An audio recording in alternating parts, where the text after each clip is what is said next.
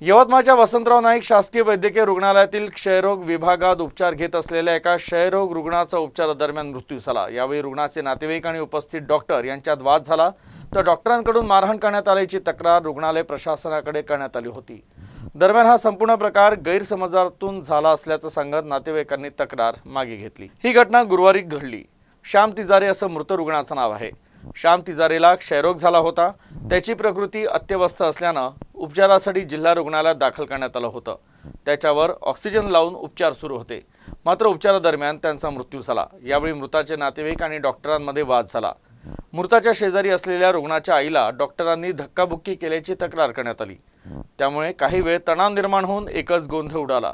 दरम्यान या प्रकरणात रुग्णाच्या नातेवाईकांसह काही सामाजिक संस्थांच्या प्रतिनिधींनी वैद्यकीय अधिष्ठाता डॉक्टर गिरीश जतकर यांची भेट घेतली आणि या प्रकरणात तक्रार दाखल केली। तर या तक्रारीची दखल घेत डॉक्टर जतकर यांनी संपूर्ण प्रकरणाची चौकशी करण्यासाठी एक समिती गठीत केली। या समितीला चौकशी करून अहवाल सादर करण्याचे निर्देशही दिले। मात्र संध्याकाळी हा संपूर्ण प्रकार गैरसमजातून झाला असल्याचं सांगत या प्रकरणात करण्यात आलेली तक्रार मागे घेण्यात आली, अशी माहिती जिल्हा रुग्णालयातील डॉक्टरांनी दिली आहे।